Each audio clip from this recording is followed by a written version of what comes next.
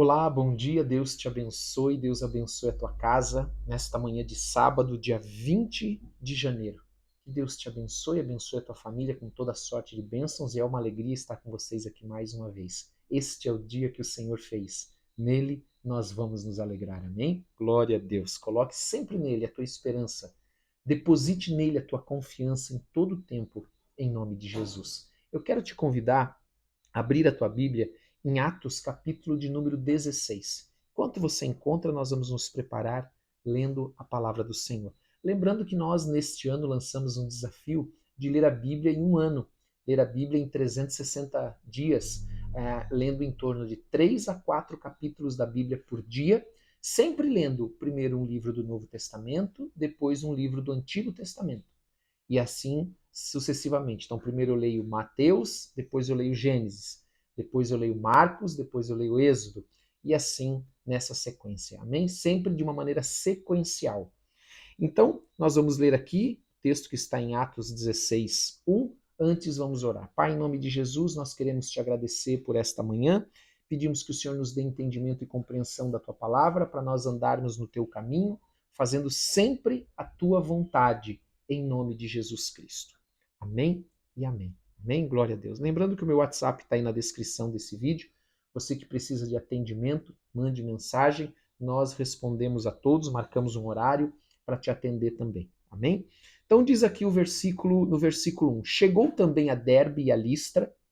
Havia ali um discípulo chamado Timóteo, filho de uma judia crente, mas de um pai grego. Veja, Paulo e Silas agora, não mais Paulo e Barnabé, porque os dois tiveram uma desavença em virtude de João Marcos, o mesmo escritor, Marcos, o escritor do Evangelho de Marcos. Então agora, quem seguiu em viagem missionária era Paulo e Silas, e não mais Paulo e Barnabé. Barnabé ficou com João Marcos. E aqui diz que eles chegaram nessas duas cidades, Derbe e Listra, e encontraram ali um discípulo chamado Timóteo, um crente verdadeiro, com bom testemunho, como nós vamos ver aqui. E ele era filho de judia, mas de um pai grego.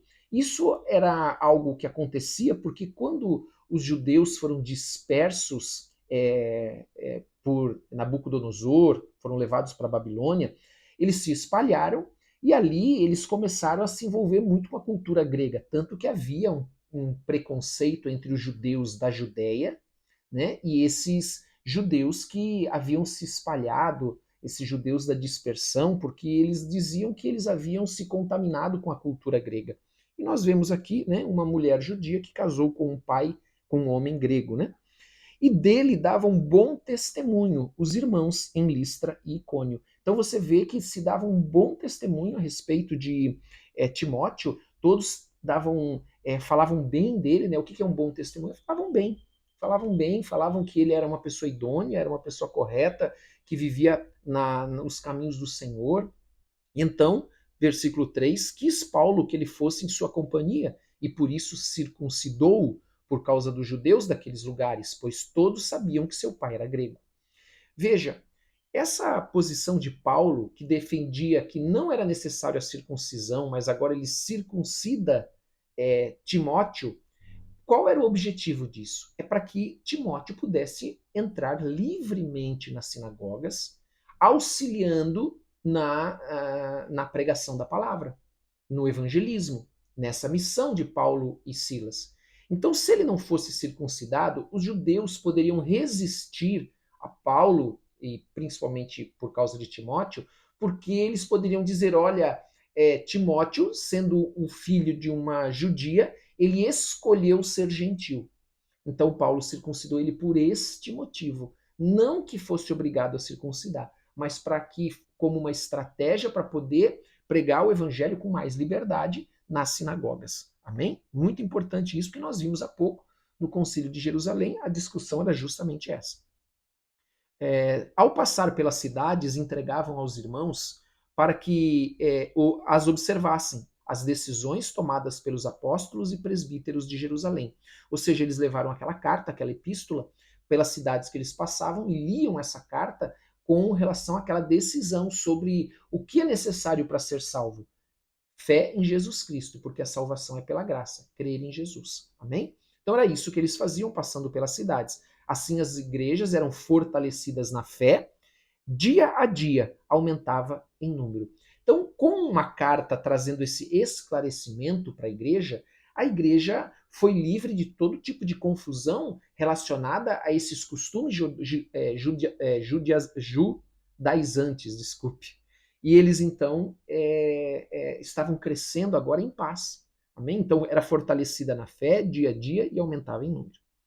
Versículo 6. E percorrendo a região frígio-gálata, tendo sido impedido pelo Espírito Santo, olha como é importante a direção do Espírito Santo na nossa vida, do que nós devemos fazer e do que nós não devemos fazer, por onde nós devemos ir e por onde nós não devemos ir. Paulo, Silas e agora Timóteo, junto, eles estavam numa viagem missionária pregando a palavra do Senhor, mas o próprio Espírito Santo impediu de eles pregar a palavra na Ásia. Defrontando Mísia, tentavam ir para Bitínia, mas o Espírito de Jesus não o permitiu. Então eles andavam sempre na direção do Espírito Santo. Por isso que é importante nós cultivarmos essa intimidade com Deus, esse relacionamento com o Espírito Santo, para que nós estejamos sempre andando na vontade do Espírito Santo, indo pelo caminho que Ele quer que nós sigamos. Eles podiam ir para lá? Podiam, mas eles obedeceram o Espírito Santo. Ou melhor, eles ouviram a voz do Espírito Santo e a obedeceram. Amém? Então diz que, tendo contornado Mísia, desceram a Troade. Troade era uma cidade portuária do Mar Egeu. Aliás, como o Espírito Santo fechou a saída deles para o norte, só restou esse caminho para eles. Então era o único caminho livre. Veja, o Espírito Santo não disse para eles, agora vocês vão por aqui. Vocês não vão por lá, mas vão por aqui. Mas o Espírito Santo os impediu de ir numa direção, restou a outra direção para eles seguirem. Olha como é importante o discernimento, né? Esse discernimento espiritual do que fazer. À noite sobreveio a Paulo uma visão, no qual um varão macedônio estava em pé e lhe rogava, dizendo: passa a Macedônia e ajuda-nos. Então nós começamos a ver aqui que a decisão, que a orientação do Espírito Santo, né, começa agora a trazer ainda mais direção para Paulo, Silas e Timóteo. Quando nós andamos no caminho do Senhor e o Senhor diz, dê esse passo, você dá aquele passo. Às vezes você não sabe o que tem que fazer no próximo. Mas quando você, pela fé, pela obediência, dá aquele passo que o Senhor está te pedindo, ele vai te mostrar o seguinte, e vai te mostrar o seguinte, porque o nosso andar ele é pela fé. O Senhor não vai te mostrar o caminho todo. Ele não vai, não. Ele vai dizer para você, ande. Ande agora. Assim como aconteceu com aqueles sacerdotes na beira do Rio Jordão, diz a palavra que quando a planta dos pés deles tocaram nas águas do Rio Jordão é que elas pararam.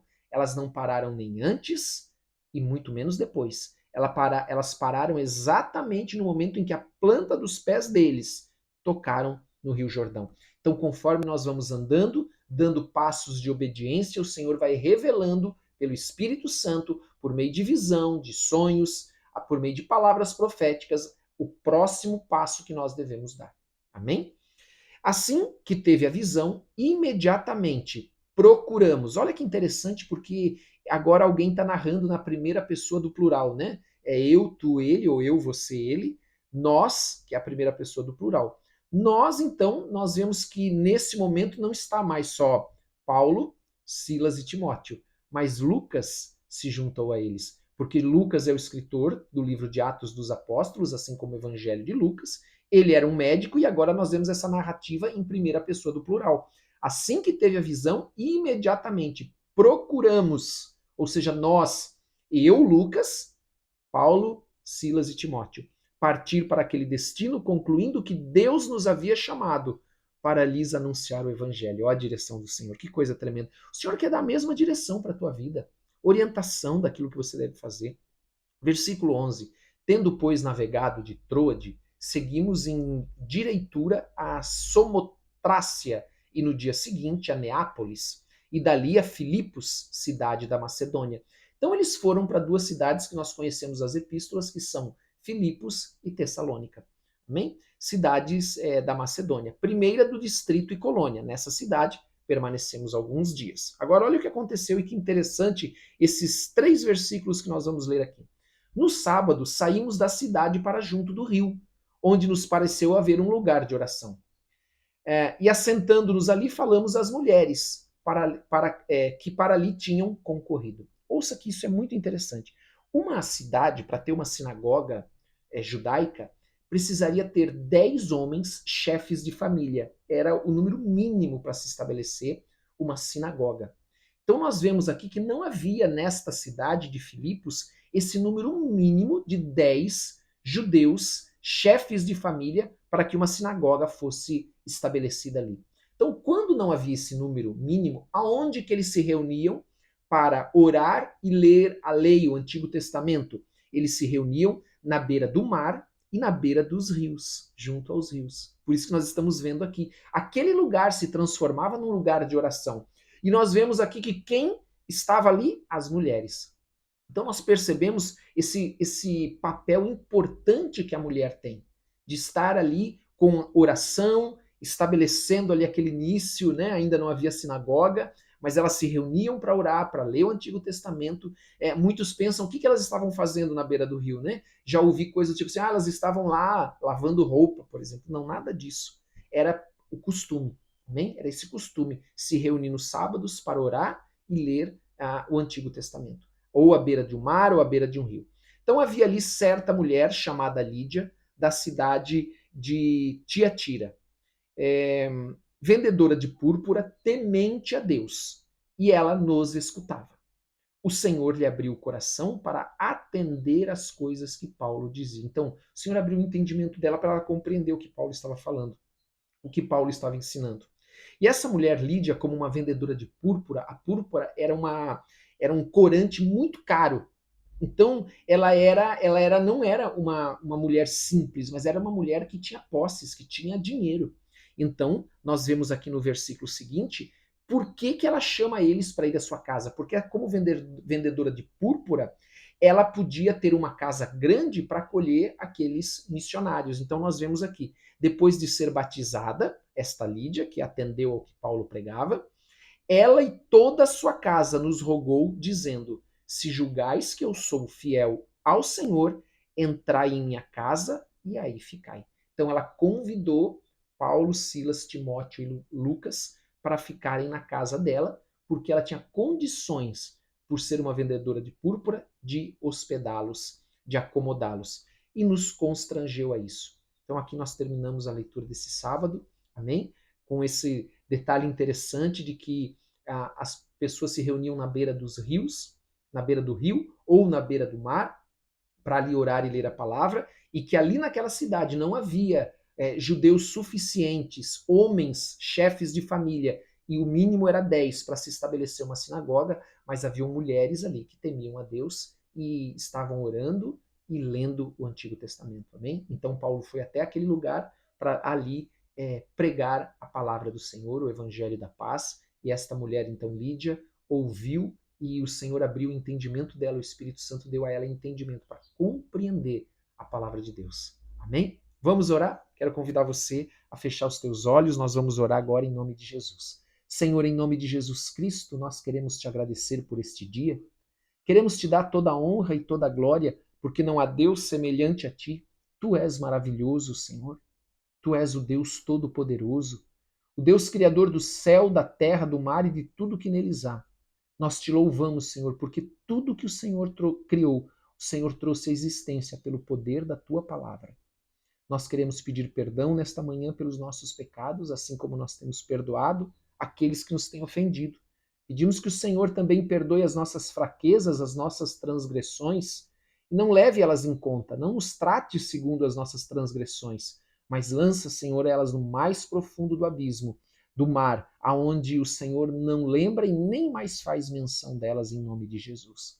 E que todo espírito de acusação caia por terra agora, seja amordaçado em nome de Jesus Cristo. Pai, nós queremos apresentar ao Senhor as nossas vidas, a nossa casa, a nossa família. Queremos apresentar ao Senhor genros, noras, netos. Queremos apresentar ao Senhor o viúvo, a viúva, o solteiro, a solteira, o órfão, os solitários, solitárias. Queremos apresentar ao Senhor todos que estão aqui, que vão acompanhar depois, as suas famílias, pedindo a Deus que o Senhor nos abençoe nesse dia. Que o Senhor abençoe a todos nós, porque nós precisamos de Ti e precisamos do teu favor, em nome de Jesus Cristo. Abre os céus e dá ordem aos teus anjos a nosso respeito, para nos guardar e nos proteger de todo mal. Cobre as nossas vidas com o sangue de Jesus, Senhor, e abençoa a nossa casa. Que seja um sábado, um final de semana de paz, de harmonia, de alegria, de amor, em nome de Jesus. Nós repreendemos todo espírito de confusão, em nome de Jesus. Todo espírito de briga, de discórdia, de divisão, em nome de Jesus, nós mandamos embora agora, na autoridade, no poder do nome de Jesus Cristo. E te pedimos, Senhor, nos abençoa com paz. Tira todo fardo, todo peso, todo cansaço, em nome de Jesus. Senhor, abençoa a cada um que está aqui com a tua paz, a paz que excede todo entendimento. Nos unge também, Senhor, quebrando todo jugo maligno da cabeça à planta dos pés, nos libertando, nos curando, em nome de Jesus e trazendo salvação para as nossas casas. Em nome de Jesus, o nome que é sobre todo nome. Senhor, nós nos rendemos aos teus pés, nós entregamos as nossas vidas e pedimos mais uma vez, sê conosco, Senhor. Precisamos de ti. Em nome de Jesus, amém e amém. Amém? Glória a Deus. Que Deus te abençoe nesse dia, em nome de Jesus. Não esqueça que amanhã, 19 horas, nós temos o nosso culto. Eu tenho certeza que o Senhor vai trazer uma palavra poderosa para a tua vida, para te abençoar, para edificar, porque o Senhor te chamou e te conhece pelo nome. Amém? Não esqueça de dar like, de compartilhar com quem você ama, de colocar nos comentários o teu pedido de oração em nome de Jesus. Amém? Um forte abraço para todos vocês. Deus abençoe.